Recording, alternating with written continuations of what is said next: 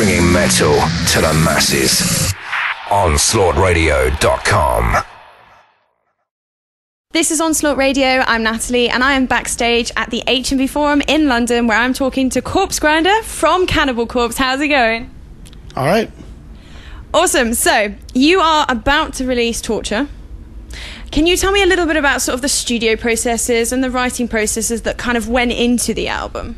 Well, that's probably a better question for the other guys, since they, wrote all the stuff, But, in the studio, I mean, this is our third album with Eric Rutan producing. And,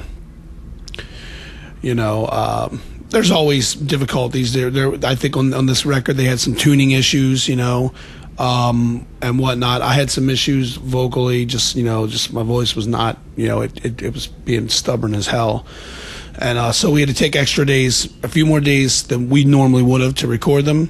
But I know the drums went very smoothly. As far as into the bass went very smoothly.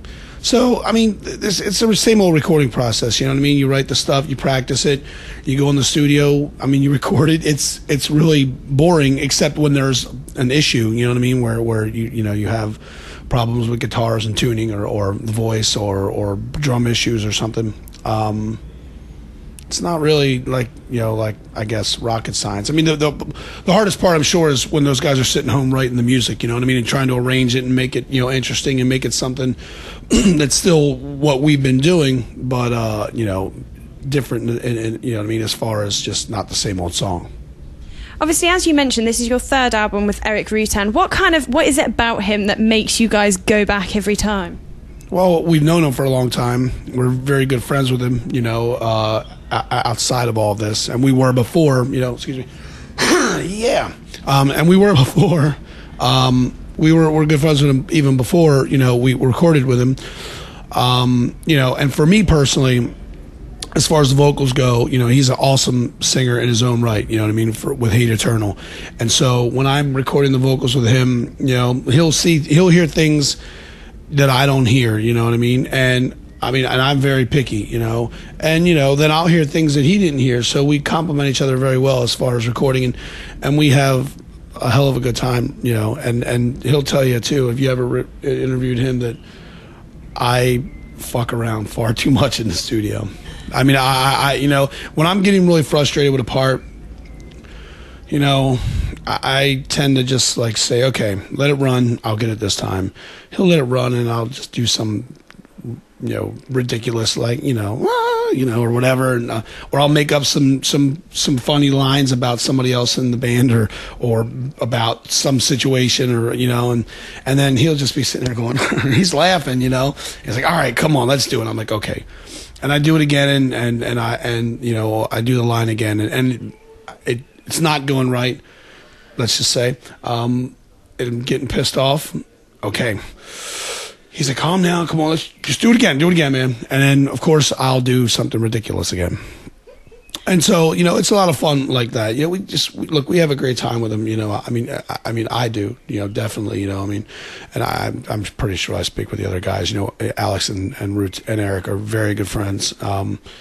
So just recording with him it's fun. I did two other albums. Two other albums with Paths of Possession with him, the other band I sing in. So this is technically like my fifth album with him, And I just love recording the vocals with him. We have a great time. Awesome. Can you tell me a little bit about where the album name Torture came from? It kind of just fits the theme of a lot of the songs, They're pretty much about torture, people not just getting killed, but getting tortured, but before death, which is probably, I think, more. It's like if someone comes up behind you and just kills you, shoot you in the head or cut your throat, and that's one thing. But if they come up behind you, club you in the head, and you wake up in a dungeon with a lot of bad shit, that's about to happen, that's far worse. That's a far worse way to go. You know what I mean? Just being tortured and then killed. So we, it's not like not like we've never had anything about torture before, but I think more of the songs, might fit that, you know what I mean? Mental and physical. Thank you. And your previous two albums have had a bit of criticism about sort of the artwork. I mean, Cannibal Corpse are quite famous for their artwork, and there's been a bit of criticism that it's been kind of less gory than usual. Do you feel it's kind of come back with Torture? Oh hell yeah! If you look at the cover and you think it's lame, you're an idiot. You know what I mean? I mean, listen, if you don't like it as much as you like Butcher to Birth or Tomb of the Mutilated, that's fine. But no one could say that it's not it's not gory and that there's not some disturbing things going on there. I mean, there's a pregnant woman hanging up, with her stomach cut up. You know, I mean, think about it. You know, I mean, there's rats chewing on people. I think it's and it fits the title of the song. You know, there's a character there, and he's obviously tortured people. So I mean, I think this is one of the better covers we've had in a while. And definitely, Kill was just simple, and they had the guy on the inside, and then Evisceration Plague had, like, the people on the outside. They had the more gory thing on the insert. This one's going to have probably a black sleeve over it, but then when you buy it, you take that off and you'll see the album cover. And I think it's as disgusting as anything we've had in a few years. Do you feel that artwork is like a massive part of death metal in particular in this kind of industry? Well, I mean, the cover to me should reflect, what the record's about, you know what I mean, or what you're singing about, you know what I mean. If you have an album called Cosmos, then you should have planets and shit on it, I mean, So I think Torture fits this, and I mean, I hope that people don't just remember us for the album cover. Sure, they're disgusting, but that's not the only thing that matters, you know what I mean, or that's if you're looking at just our album covers and that's all you like about the band, then you're probably just really an art freak. You're not really a music freak. You know what I mean? Look, kids like the album cover to be brutal because I think to them when they see the album cover, that says something about what's contained in the album, music wise. So I mean, I don't think that was reflected on Kill or Evisceration Plague. I think those are two of our best records. They just didn't have a brutal cover. Like this one does. But when I was younger, I would buy records. There were records I bought from bands. I just thought the album cover was fucking awesome. I was like, this is sick, so I bought it, and sometimes you got a hit and sometimes you missed. And so I understand kids' frustration, and of course because they're used to us having brutal covers, but at the end of the day, man, it should really be what's contained on the CD or the record or the cassette, you know what I mean, that you buy. That's what should matter, the music. America's been producing some amazing death metal bands over the years. There are a load of death metal bands that have come out of America. How do you think the current sort of scene of death metal is sort of today? Well, there's still lots of great bands, I mean, people are, and there's a lot of different styles too, you know what I mean? Like, if you look at, like, say, John for a Cowboy, they're playing tonight, I mean, I would say that's death metal, but it's a different style than, say, us, you know what I mean?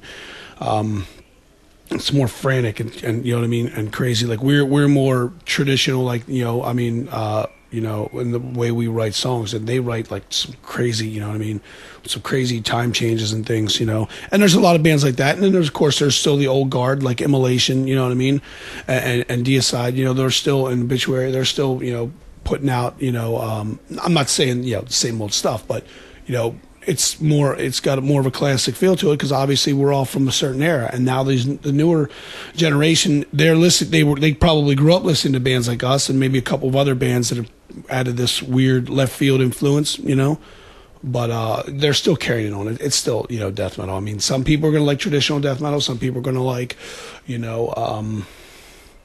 more non-traditional, like like say non-old school sounding bands.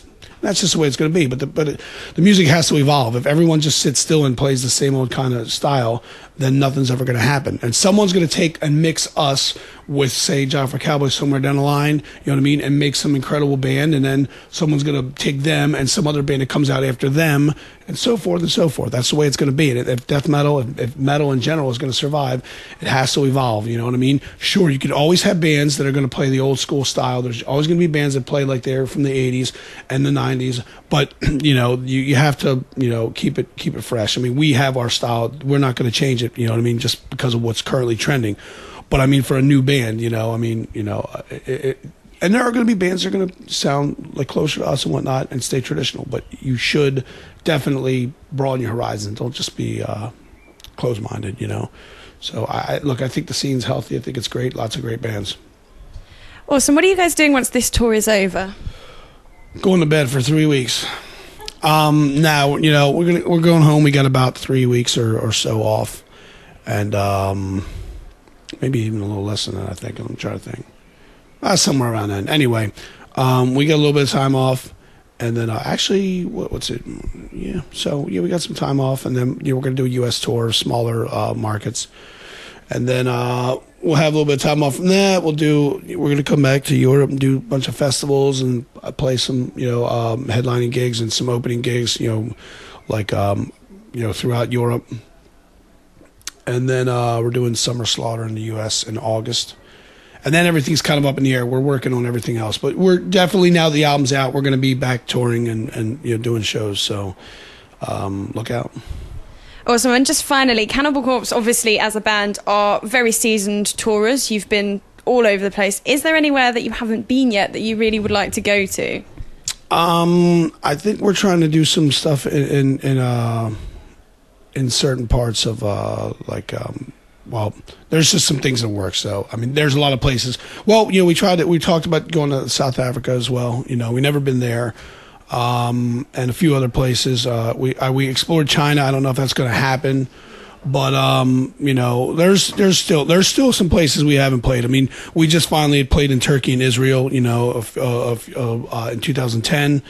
That was awesome, So there's definitely some places that we could go to, you know what I mean, in the South Pacific, you know what I mean. That's an area we really haven't, been to a lot. So, and we've heard from a lot of bands that have been, to certain places that we should definitely go. And like I said, South Africa would be great, and China I don't think is going to happen, at least now. But we'll never say never, and we'll keep trying. There's always new places to play. I mean, and we would love to say that we played everywhere. India's, would be nice too if that could happen, so we'll see. We get lots of, people commenting on our forums and whatnot about, where, come to our country and this and that, so, and we're always definitely, looking at that, I mean, we don't want to leave anybody out. Awesome. Well, thank you very much for talking to Onslaught Radio. Have an awesome gig this evening. Awesome. Thank you.